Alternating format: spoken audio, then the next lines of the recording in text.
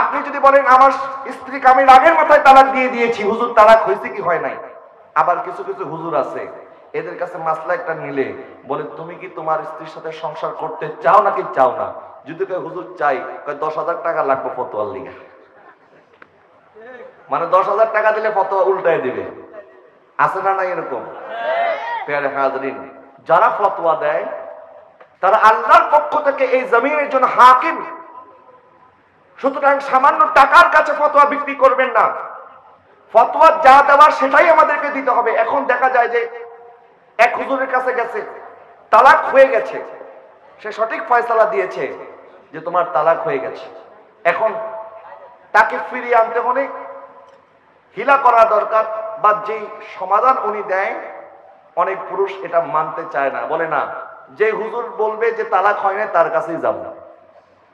এখন তালাশ করে যে কোন হুজুর পাওয়া যায় যে হুজুর আমার বিবাহটা টিকাই দিতে পারবে।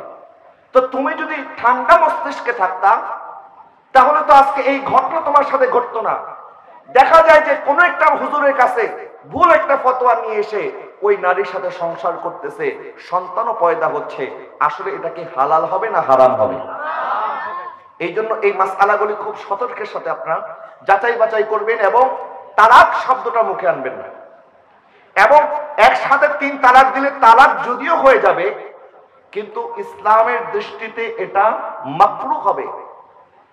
আল্লাহর দরবারে সবচাইতে নিকৃষ্ট হালাল যেটার নাম হচ্ছে তালাক। এটা হালাল তবে নিকৃষ্ট। এটা আল্লাহ সবচেয়ে বেশি অপছন্দ করে যখন দুইটা সম্পর্ক আলাদা হয়ে যায়। সুতরাং কখনো স্ত্রীর সাথে রাগের মাথায় তালাক দিবেন না, রাগের মাথায় নারীদের মুখের মধ্যে আঘাত করবেন না। নবীজি বলেছেন তোমরা তোমাদের নারীদের মুখের মধ্যে আঘাত করিও না। নবীজি দুনিয়া থেকে পর্দা করার আগে 2টা ওসিয়ত করেছেন।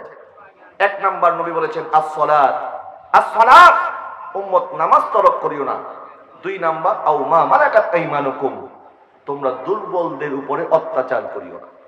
দুর্বল মানে আপনার স্ত্রী, আপনার সন্তান, আপনার কাজের লোক, যাদেরকে আমরা অনেক সময় মানুষ মনে করি না। আপনার স্ত্রী আপনার জন্য সারাদিন রান্না করে বসে থাকে, আপনার সাথে একসাথে এক টেবিলে খাবে, আপনি টায়ার্ড হয়ে এসেছেন আর বলেন আমার খাবার কই তাড়াতাড়ি দাও। আপনি একা খেয়ে একা ঘুমিয়ে পড়লেন, স্ত্রীকে জিজ্ঞাসা করলেন না তুমি কি খেয়েছো, সারাদিন কি করেছো। আজকে আমরা বাইরের মানুষের সাথে অনেক ভালো, কাস্টমারের সাথে অনেক সুন্দর করে কথা বলি। কাস্টমার যদি একটা গালিও দেয় তারপরে আমরা সরি সরি বলতে থাকি। আর স্ত্রী যদি আপনার সাথে একটু 19 থেকে 20 হয়, কথায় কথায় বলে তোরে তালাক দিয়ে বাপের বাড়ি পাঠায় দেয়।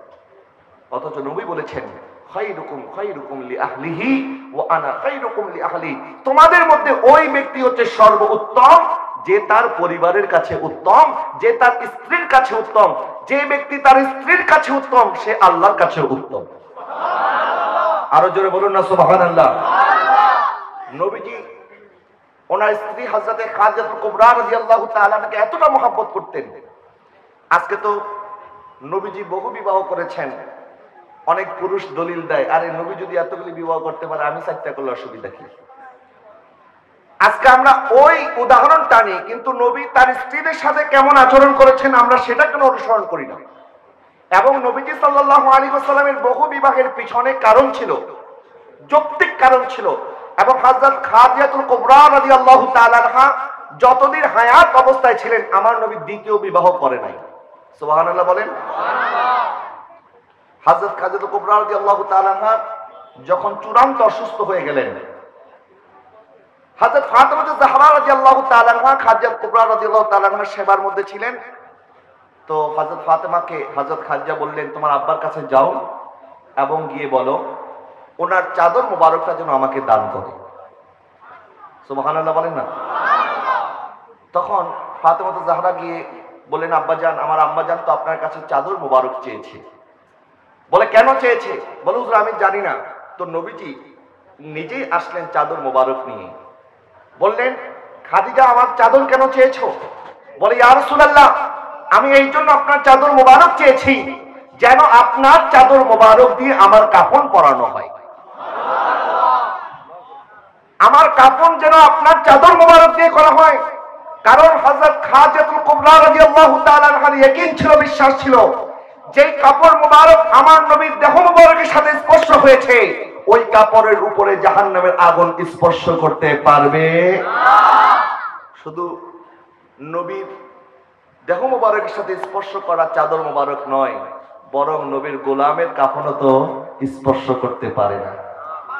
কথা বলেন না ঠিক কিনা? এই জন্য একজন কবি বলেছেন, জমি মেলি नहीं होती जमन मैला नहीं होता। बोलें, जमी मेली नहीं होती जमन मैला,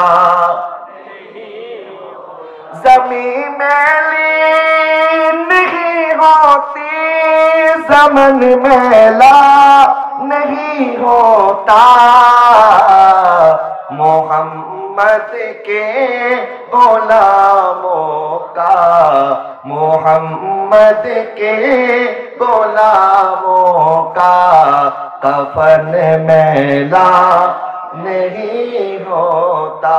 আমার নবীর গোলামেরও কাফন ময়লা হয়। হযরত খাদিজা বলছেন, হুজুর আপনার নুরানি চাদর মুবারক দিয়ে যেন আমার কাফন পরানো হয়। আমার নবী জবাব কি দিয়েছেন শুনেন। আজকে যারা কথায় কথায় স্ত্রীর সাথে অন্যায় আচরণ করেন, স্ত্রীকে ভালোবাসেন না, স্ত্রীকে বিবাহ করেছেন তার বাপের বাড়ির সম্পদ পাওয়ার জন্য, আমার নবী বলছেন, খাদিজা তুমি তো আমার কাছে চাদর চেয়েছো, লাউ আরাত্তি জিলদি লা আতাইতুকি।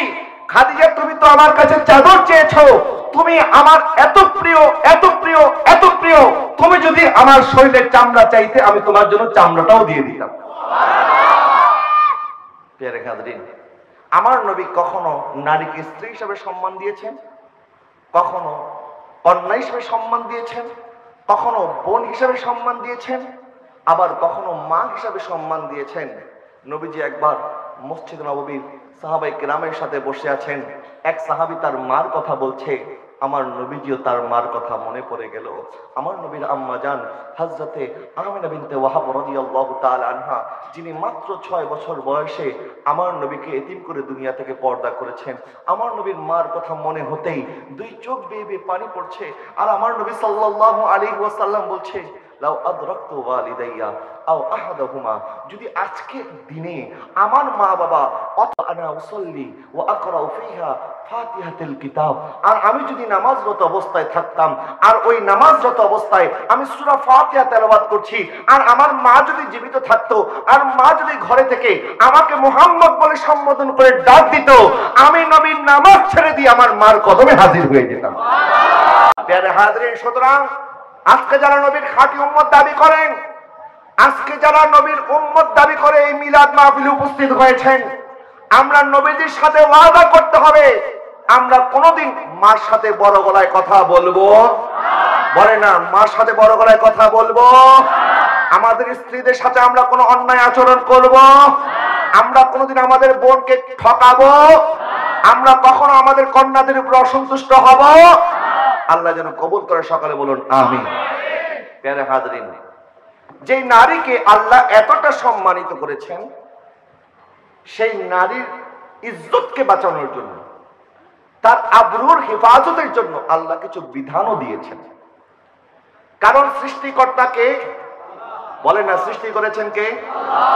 আল্লাহ কাকে কিভাবে সৃষ্টি করেছেন, কার জন্য কোন আইন প্রযোজ্য, কাকে কতটুকু দিতে হবে, এটা আল্লাহর চাইতে কি আর কেউ বেশি বলতে পারবে?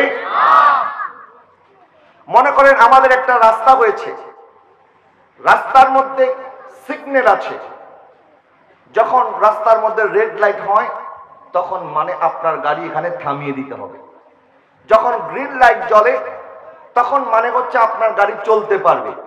এখন মনে করেন আপনি আপনার সন্তানকে নিয়ে বের হয়েছেন, সন্তানকে আগে স্কুলে দিয়ে আসবেন, তারপরে আপনি আপনার অফিসে যাবেন, রাস্তার মধ্যে নেমেছেন, হঠাৎ দেখলেন রেড লাইট পড়ে গেছে, এখন আপনাকে 1 মিনিট অপেক্ষা করতে হবে। আপনি চিন্তা করতেছেন আমি যদি অপেক্ষা করি তাহলে আমার সন্তানও স্কুলে লেট করবে আর আমি অফিসে যাইতে লেট করব, সুতরাং সিগন্যাল মিগন্যাল আমার মানা দরকার নাই, আপনি গাড়ি না থামিয়ে চালানো শুরু করলেন, এখন আপনি যে চালালেন, এখন গাড়ি কি চলবে না অ্যাক্সিডেন্ট করবে? বলেন না, কি করবে? অ্যাক্সিডেন্ট করবে।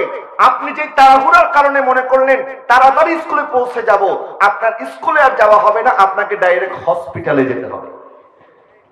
রাস্তাঘাটে যত অ্যাক্সিডেন্ট হয় যাত্রীর ভুলের কারণে হয়, আমরা আইন না মানার কারণে হয়। এখন আপনি মনে করলেন যে সরকার কেমন আইন করলো, রাস্তা আমার, ট্যাক্স আমি দেই, এই রাস্তার মালিক আমি, সুতরাং আইন কারণ আমি কিছুই মানবো না, যা খুশি তা করবো। সবাই যদি যা খুশি তা করে তাহলে সবাই রাস্তাঘাটের মধ্যে মরে পড়ে থাকবে। ঠিক একইভাবে আল্লাহ আমাকে আর আপনাকে সৃষ্টি করেছেন, আমার আর আপনার জন্য আল্লাহর পক্ষ থেকে কিছু নিজাম আছে, কিছু আইন আছে। এখন আমরা যদি আল্লাহর আইনকে অমান্য করে নিজেরা আইন প্রণয়ন করি বা নিজের মন মতো চলি, আমরাও কেউ গন্তব্যে জান্নাতে পৌঁছতে পারবো না, আমরাও সবাই অ্যাক্সিডেন্ট করব। কথা বলেন না, ঠিক কিনা?